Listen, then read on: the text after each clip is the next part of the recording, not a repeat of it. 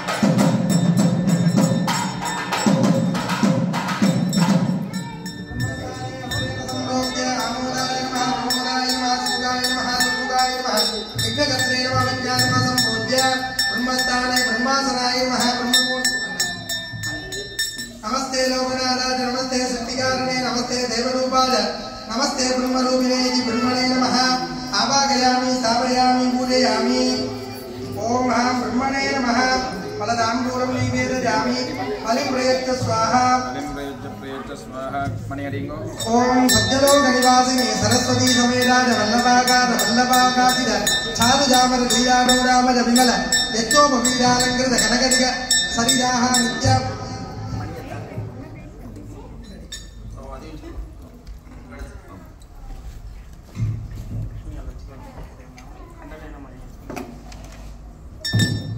ब्रह्मज्ञानं प्रथमं पुरस्तात् श्रीमदस्रजोमे नामः समुद्रिया उपमासविट्टा सदर्शनोणि पदसञ्चवीवः ओम ब्रह्मणे नमः पंकजप्रिय परमकारण कारणादि चतुर्मुखं सुन्दरप्रिय तेजनर्द हिरण्यगर्भ पितामहं वेदिमद्दल मुरगजल्लरि संगकाल कलस्थिरं गीतनृत्त निरन्तरं इति ब्रह्मदालमिति स्मृतं तत्तत् इति ब्रह्मदालमिति स्मृतं पन्मेघरागं திருச்சிற்றம்பலம் நீர் சேர்வதோர் மேனியம் நேரிழை கூறு சேர்வதோர் கோலமாய் நீர் சேர்வதோர் மேனியம் நேரிழை கூறு சேர்வதோர் கோலமாய்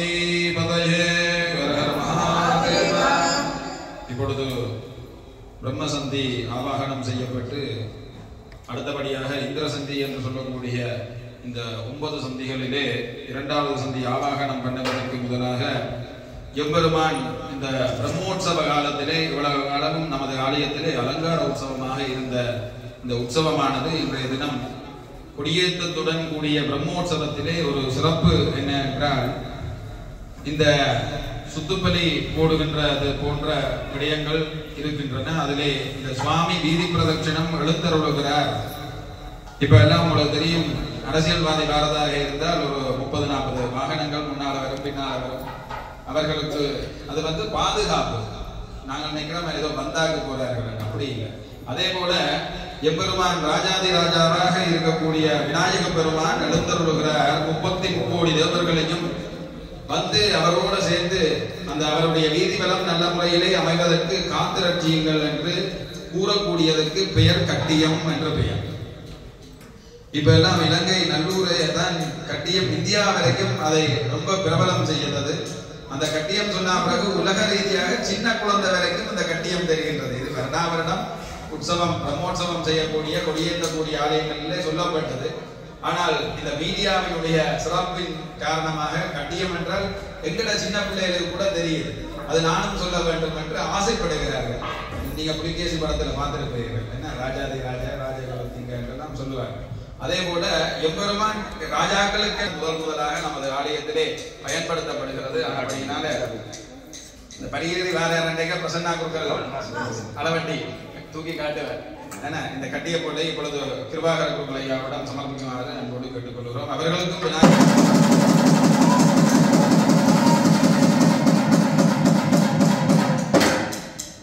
விநாயக பெருமானுடைய திருவருள் சக்தி நிறைய கிடைக்க வேண்டும் என்று பிரார்த்தித்து ஆசைகளை தெரிவித்து இப்பொழுது கட்டியமானது இங்கே கூறப்படுகிறது.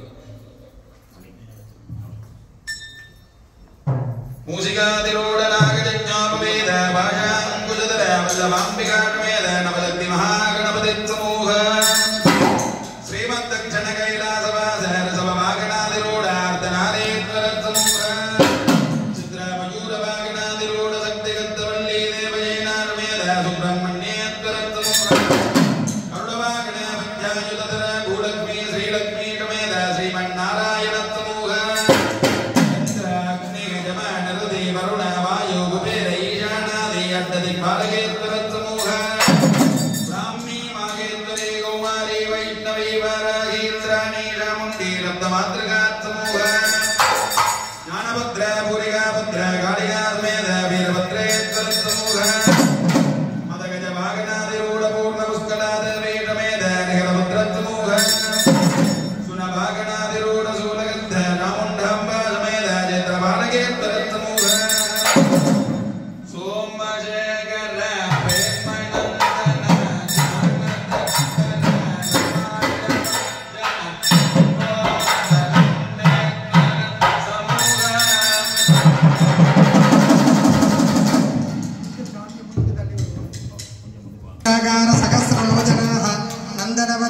देवदेवादि पारिजात पुष्पमालापर मनोहर गात्राः हरिकेय सहस्र हव्यमानाः सर्वगत विमान वल्ली वल्लभी विकार पारात्मजाः स्कन्दाः अमरावती पालकाः ससिकुज कुण्डल मण्डल परिमल प्रबल मंजुल वक्षाः असुरबल विमर्दनाः चण्डचुण्डा विराजमान देवेन्द्र पूजिताः भक्तसाधनाः निहित महागणपति पूजन प्रियाणि श्री महा इंद्राय नमः समाकृतिं आदिदेवद देवराजिद इंद्रदालमिति श्रुतं तत्तत् आदिदेवराजिद इंद्रदालमिति श्रुतं वेदं त्रातारमिन्द्रमभिदानमिन्द्रकुम्भमेमहे सुभगं सुदमिन्द्रः कुबे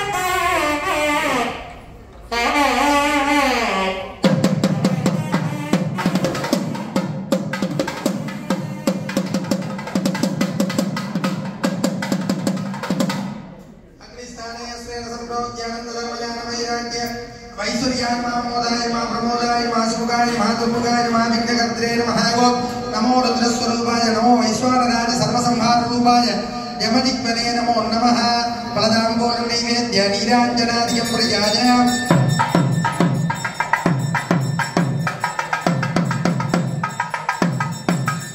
नित्यदितिलोकलोकिनी मेषवागनाः सकलभुवनदुरित कुलाकलानल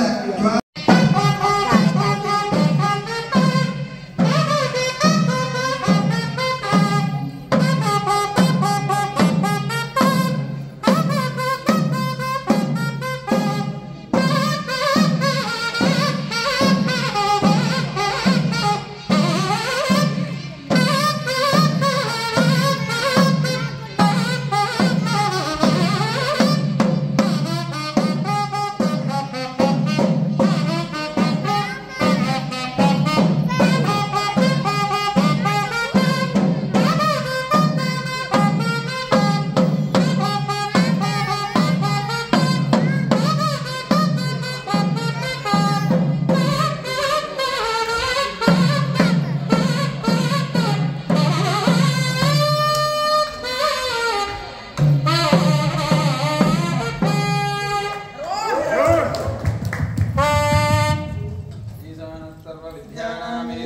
सर्वभूतानां ब्रह्माधिपति ब्रह्मणोऽधिपति ब्रह्मा शिवो मे अस्तु तदास्तु ईशानति को देवार में देवार पुराण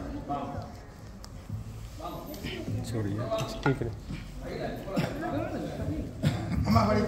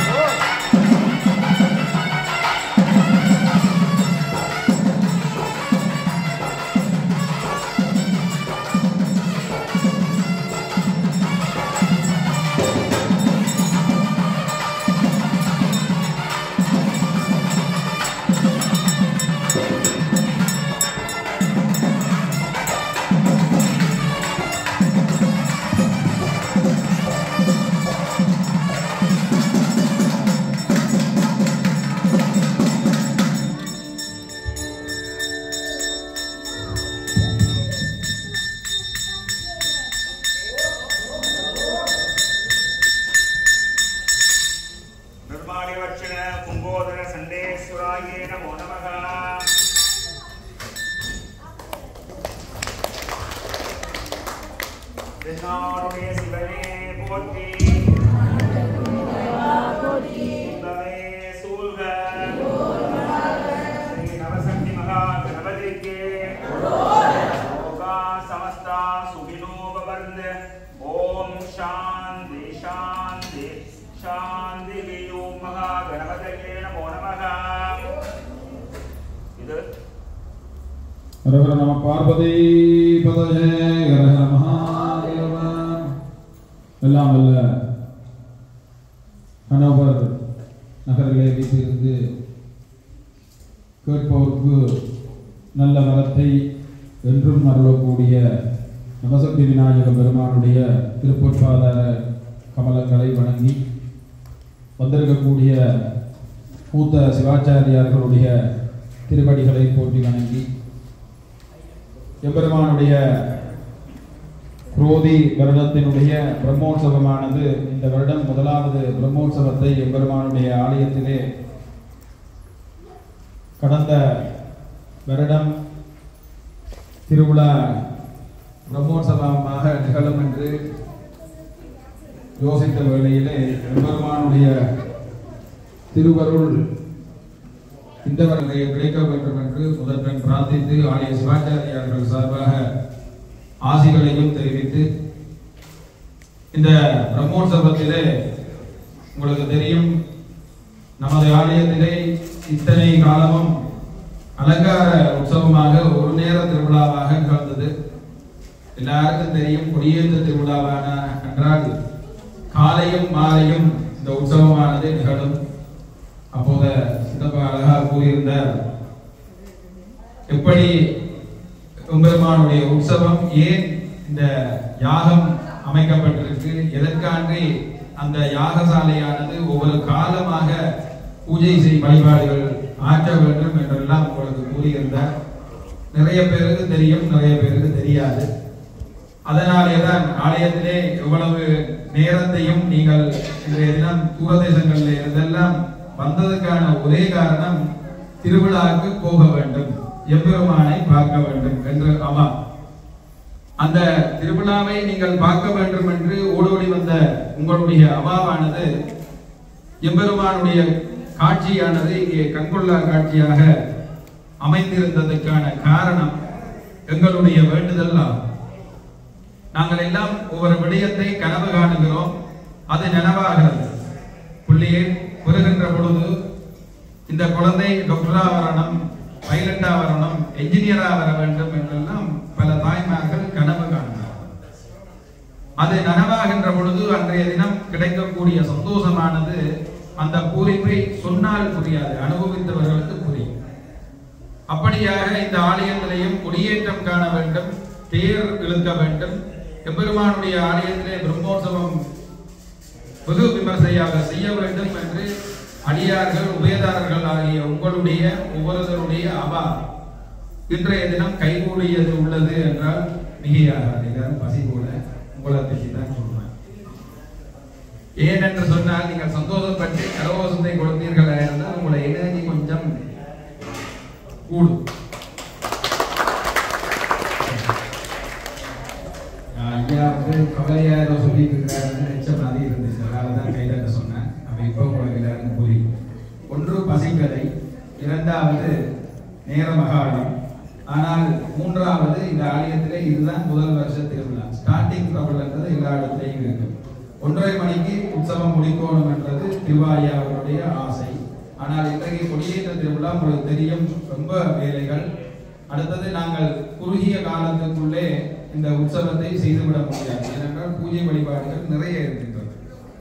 அந்த வகையிலே 9 மணிக்கு தான் பூஜை வழிபாடுகள் நமது ஆலயத்திலே இன்றைய தினம் ஆரம்பமானது. நீ ஆரம்பமாக வேலையில் அதான் சொல்றேன்.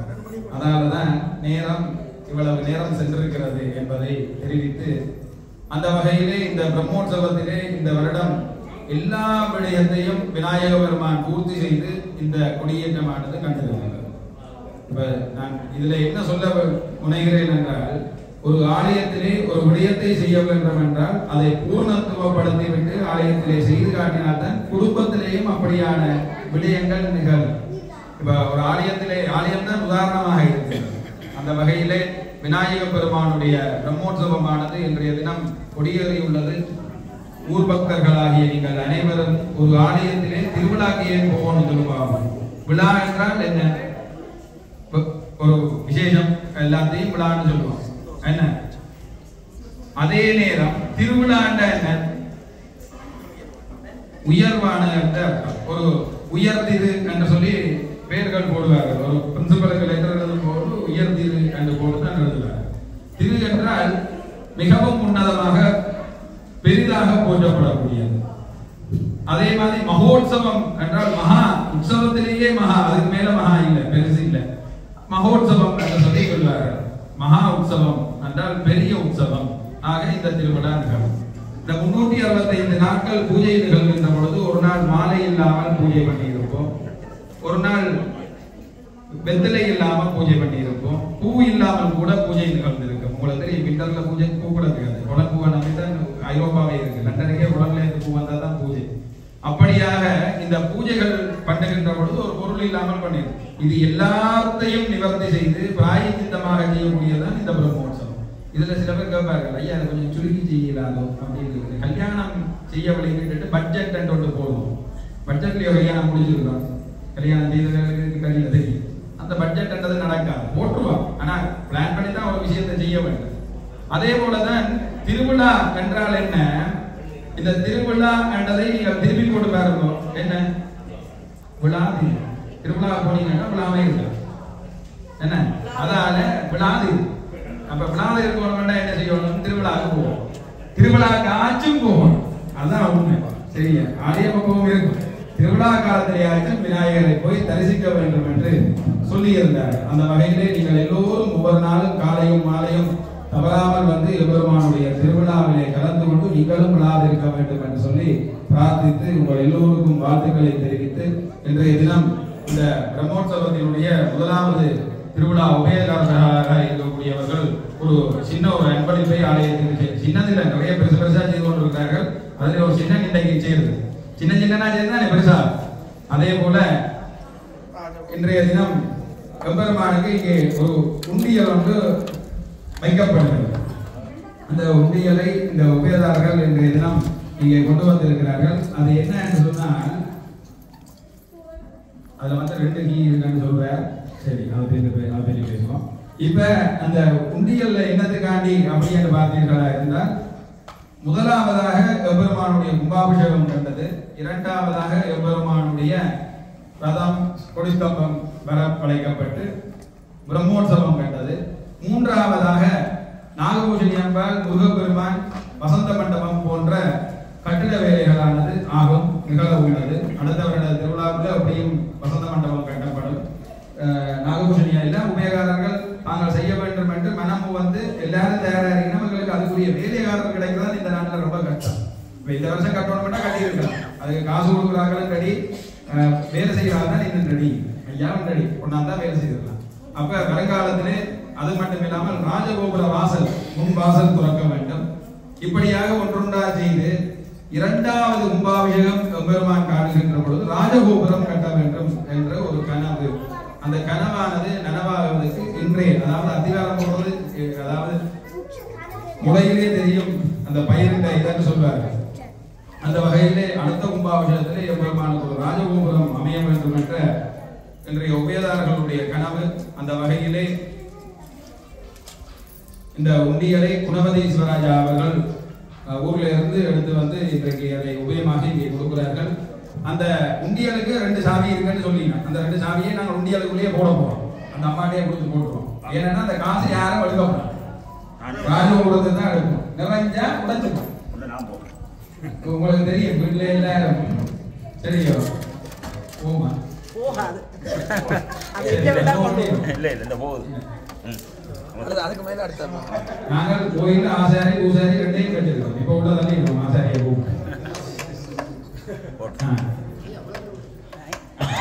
இந்த உண்டியல் வந்து நிரம்புகின்ற பொழுது அதை துறக்கலாம் என்ற ஒரு எண்ணத்திலே அங்கே சாமியை கூட உள்ள போட்டுருக்கா. எல்லோரும் இன்றைய தினம் ஆரம்பித்து வைங்கோ. உங்களுடைய காணிக்கையை கொண்டு ராஜகோபுர கட்டண நிதியானது இந்த ஆலயத்திற்கு சேர்க்கப்படுகிறது. அதோட தான் இந்த பொது உபயமாக உங்களை எல்லாருடையும் காசு சேர்த்து நடக்க போகுது ஆலயத்தில். மற்றதெல்லாம் வேறு உபயமாக செய்கிறார்கள். அதே மாதிரி இந்த ஆலயத்திலே இந்த வருடம் பிரம்மோற்சவத்துக்கு தேவையான பொருட்கள் எடுக்கப்பட்டது. உங்களுக்கு தெரியும், கட்டிய பொருள் அம்மா உபயம் செய்திருந்தார்கள். அதே போல விநாயகர் பெருமானுக்கு கௌரியங்கம் என்று சொல்லக்கூடிய உருத்ராட்ச மாலையானது ஒன்று வர இருக்கின்றது. அந்த உபயத்தையும் யாராவது விரும்பி ஏற்று கொடுக்கக்கூடியவர்கள் கொடுக்குமாறு கேட்டு, அடுத்தபடியாக இந்த யாகசாலை பார்த்தீங்கன்னா இது எங்களால அமைக்கப்பட்ட ஒரு யாகசாலை. இதுக்குரிய இந்த பொருட்கள் அவ்வளவும் இந்தியாவில இருந்து இன்றைய தினம் வந்திருக்கிறது. நாங்கள் நேற்றைக்கு வந்தா அதை நீங்க இன்றைக்கு அலங்காரம் பண்ணிடலாம். நேற்று ராவு வரைக்கும் பொறுத்திருந்து ராத்திரி தான் இந்த அலங்காரத்தை செய்து முடிச்சாங்க. வரையில இந்த ஜெர்மன்ல எல்லாம் நல்லது, ஒரு விஷயம் மட்டும் கஷ்டம், சூழ். கிட்டத்தட்ட 7-8 நாள் வச்சிருந்து இன்றைக்கு தான் வந்திருக்கு பாசல். 8 நாள் கிட்டத்தட்ட இந்த பாசல் சோழ்ல இருந்து கிளியர் பண்ணி இன்றைக்கு தான் வந்திருக்கு. அதே விநாயகரோட தீர்ப்பு, நான் நீங்க செய்ய முடியாது. ஆனா நாங்கள் போராடிக்கிறது அதை எப்படியாச்சும் இந்த வருஷம் இந்த யாகசாலையை